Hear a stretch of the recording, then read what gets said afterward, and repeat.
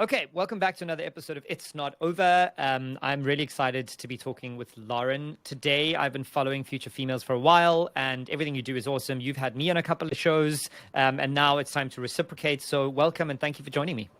Thank you so much, Nick. Very happy to be here. Hello to all of our listeners. Wicked. So, as with every episode, I'm going to ask you to set the scene. Tell me what business it is that we're talking about, what you do, how you make money, who you built it with, and anything else you think is pertinent to the conversation we're about to have. Okay, perfect. So, I've started 5 businesses, many other ideas, and I currently run one. So there's quite a few different things that we could be talking about. What I currently do is Future Females, and that really is a community for female entrepreneurs that provides, educational support, coaching, access to funding, everything you could need really to build a profitable online business. So we are just over 4 years old with Future Females, and the growth has been insane. I'm a growth marketer, so that's what I get off on. So we're in 55 cities, we have 90,000 members. We've of course had our challenges that we can touch on. But I think what might be even more relevant was the businesses before. And specifically, I started a business called the Growth Academy about 5 years ago. It actually ended up funding Future Females, so it wasn't all bad, but it was also an e-learning platform that sold social media training courses, Facebook and Instagram. And that's the one that had the near business death experience. Okay, that's awesome. I'm interested to hear where this is going to go and unravel.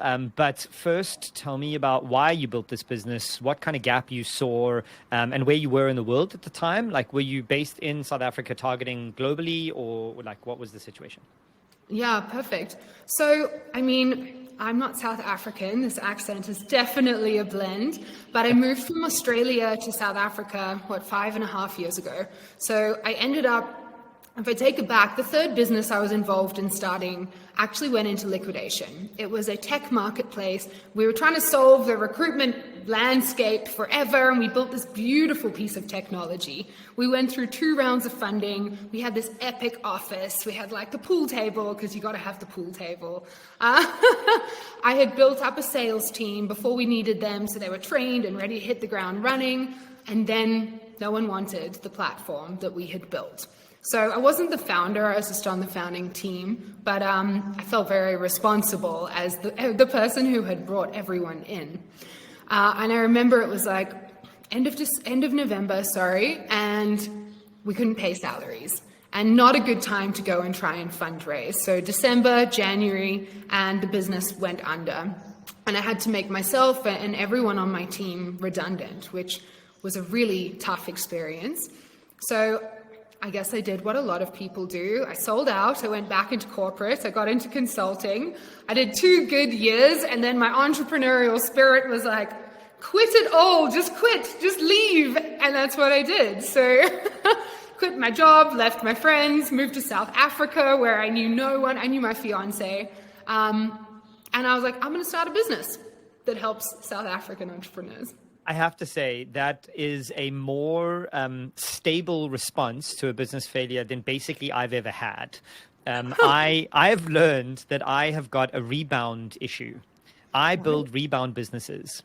When I fail, I launch into the very first nearest idea I have, and I dive in head first. And then 5 years later, I'm I don't know if I really want to be here. And I don't really know why I started this business. So I've actually got triggers now for people around me, my close friends and my partner, that they're is this really the business you want to start? Or is this a rebound business because you failed in the last one?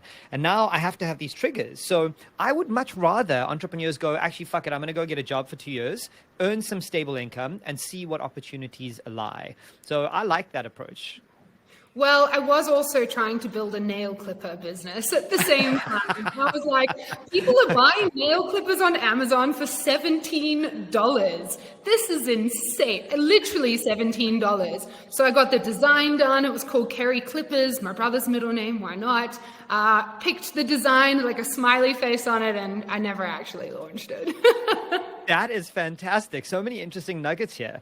Okay, so business number 3 goes under. You spend 2 years in a corporate, and then you start seeing gaps everywhere, and you want to scratch that entrepreneurial itch. So what happens next? So I moved to South Africa and I was like, I'm just going to start a business. I knew I wanted to help entrepreneurs. That's been my passion since actually my first day in a corporate job ever, which was at eBay. So I fell in love with helping people set up their stores online. That's always been my passion. So I knew that's what I wanted to do. And actually on the very first night in South Africa, I went out partying, as you do, and I broke my phone, and I had ended up booking this Airbnb for a month. And it was like this underground, it looked like a sex den, like I'm gonna be honest. There were pictures of naked men on all the walls. There was a velvet wraparound couch. I loved it. My fiance didn't love it, but there were rats, but there was no Wi-Fi. So I basically had no phone, no Wi-Fi, living in a sex den for a month, being like, how do I help all the entrepreneurs in South Africa, not even knowing one? So I went next door and I pretended I was ordering an Uber so I could get their Wi-Fi code and that my Wi-Fi had gone down. Got the code and I realized I could access the internet on my laptop if I pressed right up against the wall of my sex den and used their warehouse Wi-Fi. And when I connected, a friend had reached out to me and he was like, Lauren, I'm worried about you.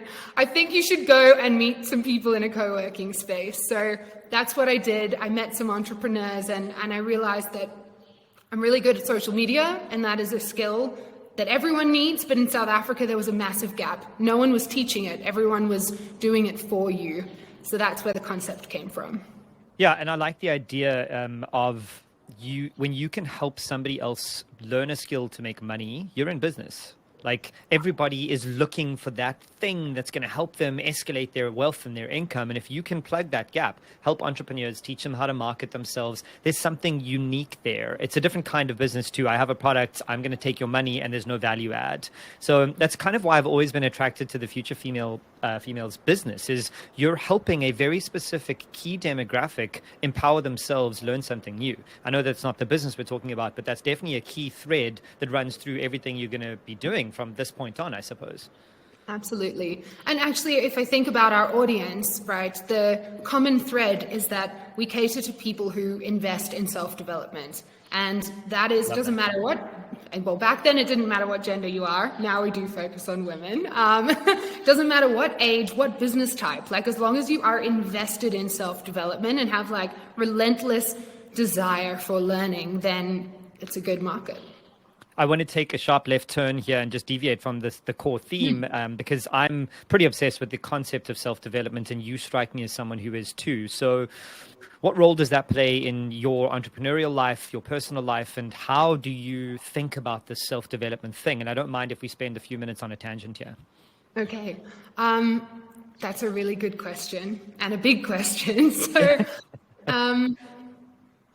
my Enneagram type is the enthusiastic visionary, and that makes me good at starting ideas. What number is that? 2. No, I don't know either. Okay, 2, great. I could be wrong. I'll do the research, yeah. I know the name, not the number. Okay. Probably says something too. So one of the weaknesses that I realized for that type is I don't necessarily feel and experience the depth of emotions in life. Like I kind of like float across, like skimming across the water, which can make me really successful in business because I believe you need to have a bad memory to keep going. But I also felt like something was missing in terms of my personal development. So that wasn't the point that I started, but that's the point that I started really investing in different practices. So I'll share one practice that I'm doing at the moment that's been crazy transformational, and that's shadow work. Have you ever done that? I haven't, but I have heard of it, but please act as if I've never. Okay, so shadow work is essentially, so you have your ego, which is typically your masculine self, and then you have like your heart or soul, which is really where your feminine energy lives. And it's interesting because your heart and soul level manifests far more strongly than your head. But typically you're trying to do visioning and you're saying, I want this, I want to achieve this. And no matter how many times you repeat it, you're not getting it. And it's because it's not what your heart and soul wants. And it can go the negative way as well, because often, something that we might desire that society doesn't think is okay or is like naughty or whatever, we suppress it. And then, of course, where does it go? It goes into our heart and soul, and then we manifest it. I'll give you an example from me. Shortly after starting shadow work, I realized that I was silently manifesting scarcity into my life. And it's not like I wasn't saying, I want abundance, I love abundance. It was because I, as a person, my self-worth comes from being able to achieve things. And so I was attracting scarcity so I could hustle, I could overcome it, and I could have that sense of achievement. So that's just one example of what that work has uncovered for me, and it's been so transformational. A very similar but slightly different experience of almost the same outcome for me, not with shadow work, but with my psychologist. In one of my sessions with him, about a year into working with him, and subsequently stayed working with him for 5 years, he said to me, have you ever considered that you're addicted to anxiety? And I was like, what do you mean? He said, well, physiologically, do you know what your body does when you're anxious? I was like, no, of course not. Do I look like a guy who thinks about that? So he says, well, when you get anxious, your body floods with adrenaline, your endorphins pump, you focus, and then you overcome the problem. And he said, what happens with you is you are so addicted to the feeling of overcoming it that when there is nothing to be anxious about, you invent things to be anxious about. You create drama in your brain. You force the world to be more difficult than it has to be so that you can operate at this elevated level of anxiety. And that what you said resonates with me, because I do similar things. I'm at my best when I'm struggling. And that's something I've had to overcome, because I want to focus on my strengths and make them better, not harp on my weaknesses and make those better. So that resonates with me, really insightful. But now I feel like I'm in a psychology session, because that's exactly what I do as well. So No, when he said it to me, I was floored. It took me months to process it and go, okay, but what do I do with that information? And it was months of work going, okay, but hold on, is this actually a problem, or are you making this a problem? And a lot of Stoic readings have helped me to, specifically with the dichotomy of control. You can choose to focus your energy on something you can control or something you can't control. And my anxiety usually comes from something I can't control that I over embellish in my brain. So I'm trying to allocate my attention to things I can control and then go, okay, well, COVID isn't my doing. I can't fix that. Everybody in the world is doing that. What can I do? What is my control? And that helps me with the anxiety. Ah, interesting. I have a similar addiction that my life coach uncovered, and that is to newness. I'm a phenomenal starter. I hate doing things for a second time. Like, I physically repel it. I recently ran a program of mine for the second time, and it's a good program, but I did it live again. And instead of being energized, and unfortunately probably didn't show up as well for my members, I was just like, but I've done this. Like, I've already gotten through this and moved on to the next thing. Wow, that is so insightful, because I know the kind of program you're talking about, and I've done these live launches, and after the third one, I was like, I'm done. If I have to fucking look at this slide one more time, I'm going to die, and then everybody will know that. So that resonates. I get it. Okay, but wait, now we've gone too far on the side here. So let's pull back. You, in South Africa, you only know your fiance, you've met some entrepreneurs, you see a gap in social media education, and you start building this business. And how do you then grow and get to this near-death business experience, or deathly business experience? Yeah.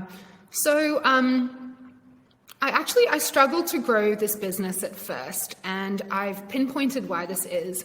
For a lot of people in the coaching world, people are not buying your program because of the logo you put on it. Like, I made up the Growth Academy in an evening, right? They're buying it for the person behind the program and your expertise. And being a marketer, this pains me to share, but what I had done is set up the Growth Academy as like an organization. And I was trying to sell my social media training through this faceless logo. And it was such a hustle for the first 6 months.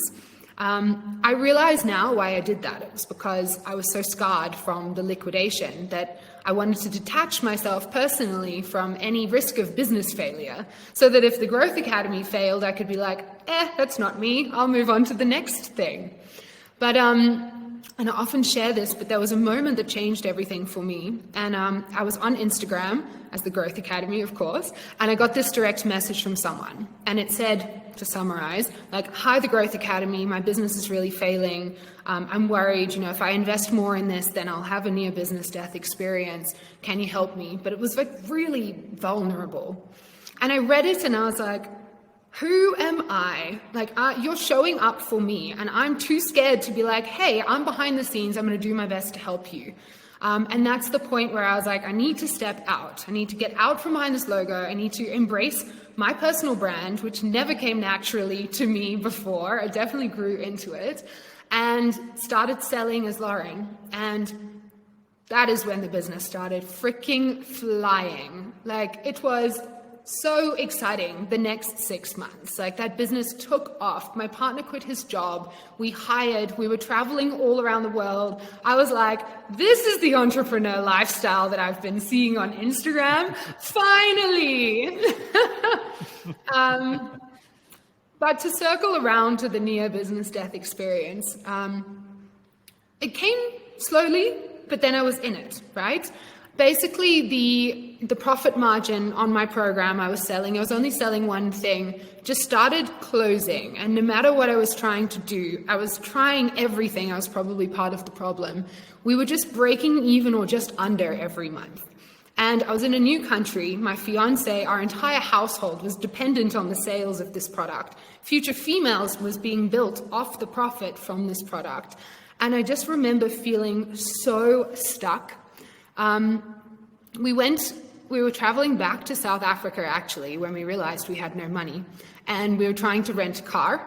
And this was definitely a low point for me. We were at the register trying to split the rental across different cards and register me and then Bevan and try to break it all up. And we just couldn't make it work to rent a car for 2 days. And I remember just running out and crying and sitting on the curb in the airport car park in Johannesburg, just being like, what the F am I doing with my life?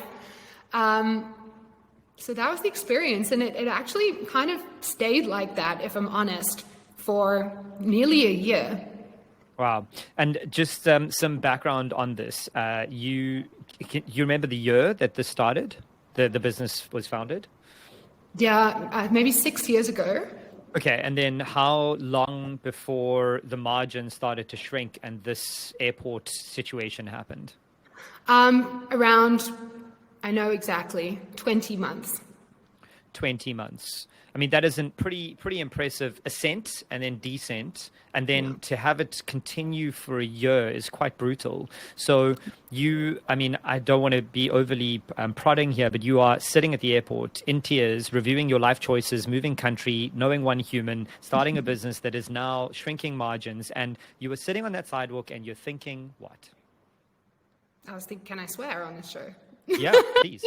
I was just thinking, what the fuck? But my fiance says the thing I asked him most at that point in time is who am I? I was like, who am I? What am I even doing with my life? What do I stand for? What is my identity? What does tomorrow hold? Am I just worthless, I guess, is what I was thinking.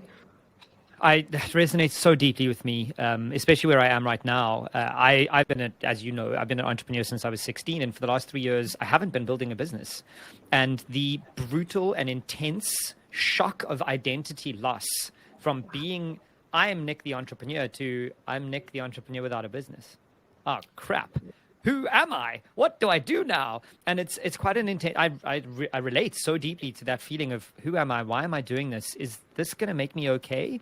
And so what got you up and what got you going? Because a year is a long time to feel that feeling.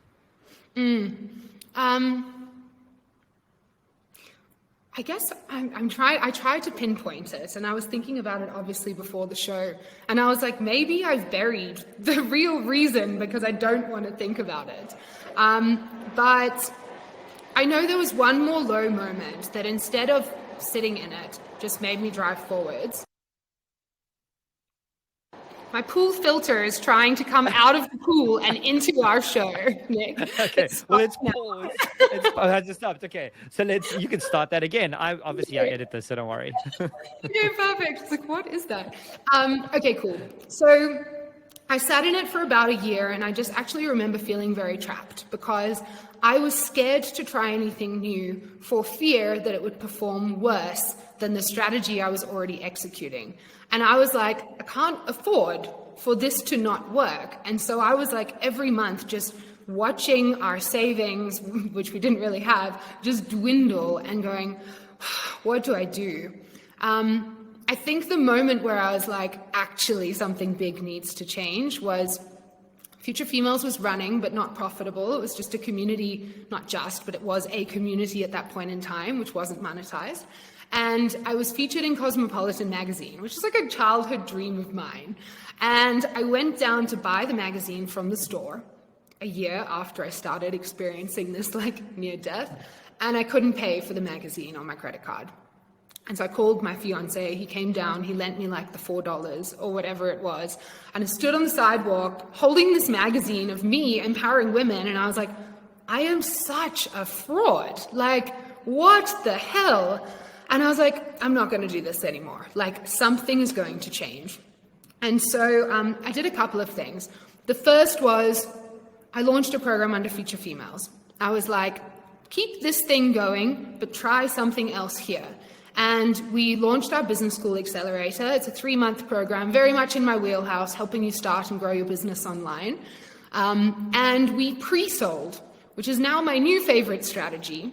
So we pre-sold something that didn't exist to 34 people, which was just over $30,000 of revenue, and built it from there. And we've never stopped delivering it. Now we've had like 2,000 entrepreneurs graduating. So that was one of the things I did. The second thing that I did was really, I guess, self-discovery. I realized I was like seriously undercharging for what I was offering. I was charging 2,000 Rand for a program that should have been 8,000.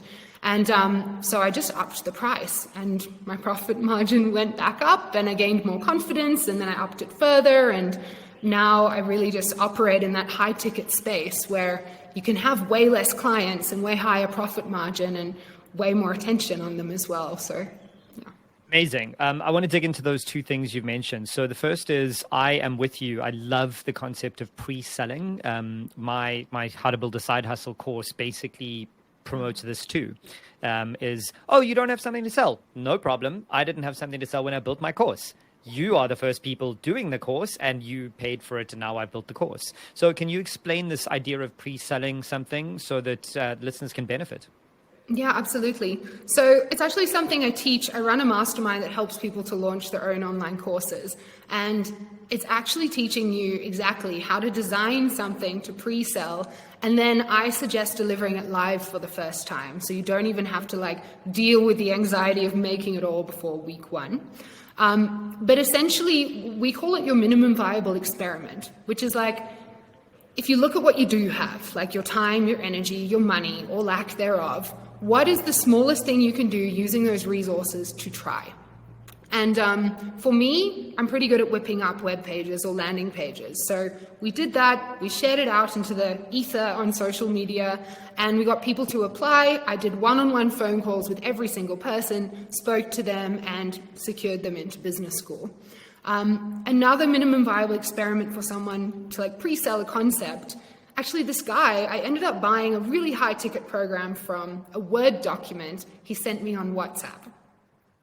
No. And I love that example. It was a $10,000 program I signed up for through WhatsApp. And I was like, actually, this is all you need. You don't need all the fancy bells and whistles. And in fact, it felt more personal because it wasn't polished. Like I kind of felt more inclined because he'd WhatsApped me, and normally that's like off bounds. So I really want to dig into that to help listeners understand the value of what you've just said. Because in my course, everybody says, the first thing they say is, I need a logo. I got to register a business. And in fact, I'll take that even further. The Slow Fund that I started, where I'm helping people start their own businesses, giving away free money. So many of the people, when I coach them, say to me, I'm going to use some of your money to register my business. And I'm like, whoa. That is a waste of money. That doesn't help you make sales. You need a minimum viable product, and I prefer minimum viable experiment now. So what you've just helped listeners understand is if you are struggling, all you need is someone's phone number and a good document with a very intense selling proposition, and then you've got a business. That's it. That is the world we live in today. Like, that is life-changing for most people. Absolutely. And I think we can get so overwhelmed with technology. And I love living in this space, and I think you do too, but you don't need it. It's weird that we're talking about this now, because I wrote on my phone, like I write notes in my sleeve, I'm sure a lot of you do. And I just wrote, how do businesses sell without social media? And that's something I just want to investigate this weekend, because there's multi-million dollar businesses that are not on Facebook, Instagram, TikTok, whatever. And I was like, I've almost forgotten all the other things that you can do. It's so funny you say that, like we're both talking about funny things and how the intersection of these ideas have come at us at the same time. Because one of the things that people say to me all the time when I coach them, from 300 million rand businesses or whatever, $15 million businesses down to people starting, is I just need some money so I can do social media marketing. And I'm like, whoa, why? And what's happened from what I'm observing is social media has replaced the hard work of building a good and engaging story that you tell to the right customer. People just think, I can put up an Instagram ad and it'll show people the ad and I'll be fine. No, if you have a shitty product and a shitty story and a shitty ad, you're going to have a shitty result. Social media is not a fix for everything. So I'm so glad you said that. If you write something, I'll share it on that. Yeah. Perfect. Okay. I'm on it. So I then want to jump back to, which I think is a super important point that I've also come across a lot, and I'm sure you have too, that price increase thing. It's something that most people will shy away from. And again, big businesses to small businesses. When I was in retail, people told me you can't have a 200 rand pair of socks. And I was like, why? Why not? I don't care. Let's try it. So what was going through your mind at that point of inflection where you were like, oh shit, I got to double my prices? Did you think it would work? Were you anxious, or were you just like gung ho? I was actually, I'm a marketer, so the concept of raising my prices I understood in terms of being customer facing. My fear was the responsibility, if I'm honest. I was like, I feel less responsible to your outcome if I'm selling a 2,000 Rand program than an 8,000 Rand, because I know what size of investment that is to someone or to a member that's been going through.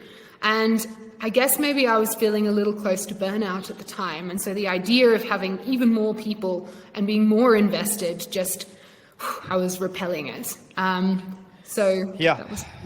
And then what did that force you or cause you to do once you had raised your prices? Like in terms of the responsibility, I mean. So, and yeah. I know the feeling actually, because I did something similar and added a 0 to my course. And then I was like, oh, fuck, I better add more value too. And I just piled on as much value as I could to alleviate my imposter syndrome. Yeah, I think, a couple of things. Firstly, I realized that I feel committed anyway. It actually doesn't matter. Like someone who's not even paying me and reaches out through Instagram, I'm like, yes, we can tackle this together. Like we're all in this community. It really doesn't matter. And I was like, I think that that's just self-doubt talking. So that was one thing. And then the other was the reality of the type of customer that you get when you have a higher price point. And I don't know if this translates across all industries, but selling a program for 2,000 Rand is almost a little flippant for people. And so they don't necessarily do it. And my completion rate wasn't that great. But for our business school, which is around 11,000 Rand, we have over 80% completion rate. And I genuinely think the size of the investment is related to that. So now I see that they're getting the value because the price was higher. Yeah, I couldn't agree with that more. As an entrepreneur, you now will know this too, that the people who pay you the least, whether it's B2B or B2C, are often the worst and most difficult clients and demand the most from you. So you may as well double your price or add a 0 because they're going to be shitty customers anyways. Exactly. And rather have fewer good ones. Yeah. Exactly right. I think that's a pertinent point. Okay, so I think after this, you've now raised your prices, you've got income coming, and did you at some point decide to shift your focus to future females and drop the other business? Did it fizzle out and die, or is it still running and you amalgamated the two? So the Growth Academy really has become like Lauren Dallas, and I guess one of the reasons was I was trying to run these two businesses at the same time, but I've realized my personality can't do that. Like, I cannot multitask. I'm like so laser focused and crazy obsessive personality. Like, I'd be going for walks on the prom with my fiance. We'd go 100 meters and I'd be like, he goes, we have to turn around, don't we? I'm like, yes, now let's go. He knows the gasp. Like, I'm that obsessive. And so, yeah, I remember sitting down with my mentor and I was like, I'm really struggling. I feel like I'm in two places. I feel like I'm two people, two identities. And she was like, you're actually just you. So what you should do is just embrace Lauren Dallas, because people still buy into Future Females because I founded it and started the vision. Definitely not just me anymore, but I was the activator. And then the Growth Academy exists, but it doesn't really do anything. We sometimes work with like accelerators or corporates to train their marketing teams, so more B2B. Cool. I want to touch on the mentor thing because I think it's an important one that people struggle with and desire all the time as young entrepreneurs or solo entrepreneurs. So how did you find a mentor? How did you approach them? And how long have you had mentors in your career? So when I moved here, and as you know, I didn't know anyone, eventually, when I moved into a place with Wi-Fi, I decided I'm going to have a coffee a day with someone. Sex den. Yeah, I mean, I win some, I lose some. So I decided I'm going to have a coffee a day with someone that I don't know. And I literally just reached out through LinkedIn to people who I probably never thought would speak to me, and ended up getting such a positive response. One of the people I can mention is G. He runs Startup Grind, or he used to run the Startup Grind community. And he became basically the mentor that helped us shape Future Females. We had a WhatsApp chat with him called How Not to Fuck Up Future Females. We were like, G, we're fucking it up again. He's like, don't worry, do this. That is so great. He is such a mensch. It's the only word I could think of. Yeah. He really, really is. So it was quite organic for me. I wasn't like, I need a mentor, because I don't think it's something that can be transactional. I think there really has to be that relationship before. So for me, it's been friendships that have evolved into that. And also at points in time when, you know, it comes in and now it falls out when you go on to the next stage of business. Yeah, I agree with that. I think it's important to find them to be more organic than transactional, because transactional means that someone is going to lose at some point, and that's not ideal.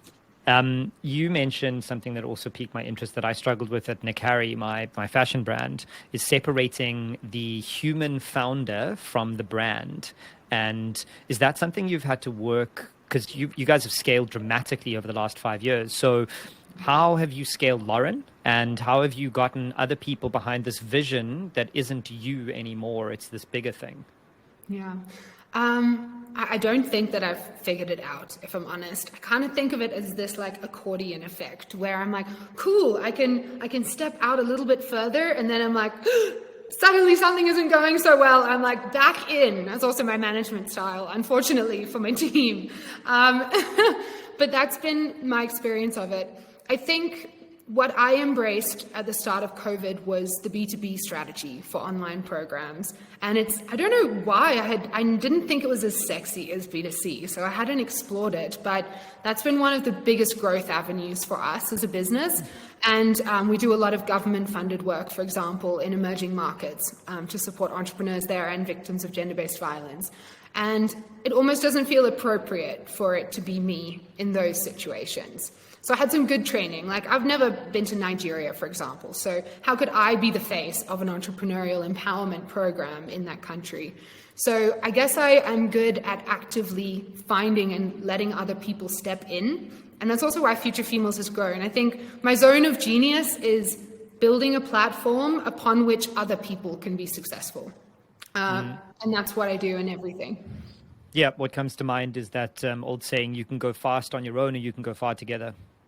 Yeah, exactly. And I remember one of my happiest moments was we had a new Kenyan ambassador who I had never spoken to. First time we'd recruited someone that I hadn't spoken to. And I'm on Instagram stories because she's posting her launch event. And I'm obviously anxious, like, is the brand going to be represented? And she stands up and she's like, Future Females exist to increase the number of female entrepreneurs globally and support their success. Word for word, our vision statement. And I was like, this is power. This is powerful. Wow. And when I step back, like, these things can happen. What a great feeling. But that feeling, I imagine, is only compounded if you're hiring the right people and putting your vision as your North Star and never deviating from that. Can you kind of speak to how that trickles down, like having this big vision and getting the right people to embody it? Yeah, definitely. I think, a principle that we have at Future Females, it's maybe going to sound a little blunt, but it is what it is. It's hire slow, fire fast, because attitude is so important in this business. We're also doing things that a lot of people haven't ever done before, or at least in South Africa. So there's not necessarily the existing skill set that we can hire, probably not also for our budgets back in the day. So we would really recruit for people who see the vision and who share our values. Some of our most effective recruitment was actually from our events. Our very first hire was a part-time intern. We were sitting the night before going, my God, this is hectic. We need an intern.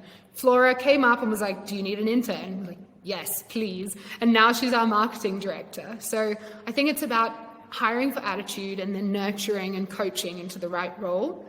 And then firing fast, because when you do hire and place such importance on culture and attitude, one bad seed or negative comment can ruin everything. So we're very conscious of that. Awesome. So now a little bit of a shift towards slightly more personal conversation. You've spoken about your partner a fair amount and in very glowing terms. So to be pointed about this, how has your relationship with him affected or influenced how you build things and how you cope with things and just generally how you are as an entrepreneur? Oh, so I would say that working together made us stronger. He would say it was hell. I think my partner would say the same. After we worked together for 7 years, she was like, never again. That was it. We're done now. Yeah, genuinely. He'd try to go to bed at 10 p.m. I'd be like, what? You don't care about our business? Half day. What is this? Exactly. So, in hindsight, I see his point. I definitely think that there's nothing more powerful you can do than build something from nothing with someone else. And if I can think about Future Females, I think of him as one of the co-founders. My co-founder actually left the business for 2 years, and Bevan, my partner, had to step in. I was like, everything is so overwhelming. I need you to help me. You just have to do this. And he steps in. He's kind of like the weight that holds down the helium balloon, and I'm the helium balloon. So for me, it's always been very powerful. I think for him, not being the second fiddle to me in a business where I'm the face is never going to feel empowering. So it came to a natural parting of ways in that perspective. But we still have a property business together, so we're still doing something. For better or worse, that's what you're in. Okay, and then I think the last major theme that I want to touch on is this idea of mental health, because it is a tough thing. Building anything is difficult, and it should be difficult. Otherwise, everybody could just do it. But how, in this near business death experience that we've spoken about, how did you've spoken about the shadow stuff, but how did you cope day to day with the mental health strain that going through something for a year put you under? I don't know that I was coping day to day, if I'm honest. I'm super emotional, so I'll be ecstatic one day, and then the next day I'll be devastated, and that's the roller coaster of my life. I think I've just learned to embrace that. And actually, we were talking about the Enneagram before, but another framework that I love is human design, and I'm the manifester. And this is my favorite personality assessment tool, I guess you can call it, because it describes your energy levels. And a manifester is kind of like a Pokemon ball. I don't know. What are you? Do you know? I have no idea. Okay, well, definitely do it. Okay. So manifest is like a Pokeball. You close up and you have to renew all of your energy, and then you're ready to explode. And somehow that gave me the peace to just be okay with wherever I am at, the acceptance and almost the vocabulary around it as well. So I think it's just come from self-acceptance and realizing I'm doing the best that I can. I'm going to fuck some stuff up, and it is what it is. But if you'd probably asked me yesterday, I would have started crying. So You know what, it's not an answer anybody's ever given me, but it is an answer that I like, and that I think I need to take on board too, because sometimes things are going to be bad. And if you fight that, then you're never going to get to the good. And sometimes things are going to be good. And as entrepreneurs, we fight that too. And we're like, oh, they're good, but they're going to go bad. Let me just fight the good too. And if you practice what you've just said about accepting your position, which I'm trying to do as a nihilist, like I believe the thing that I do today is the most important thing that I should be doing. It's where all my attention should go. So that does make sense to me as a way to help your mental health, is like, this is where you are. Exactly. And so I actually have a quote tattooed on me. It says, "This is temporary." People think it's a joke, but it's not. And it really embodies everything for me. Like, the skin is temporary. When you're down, it's temporary. When you're up, it's temporary.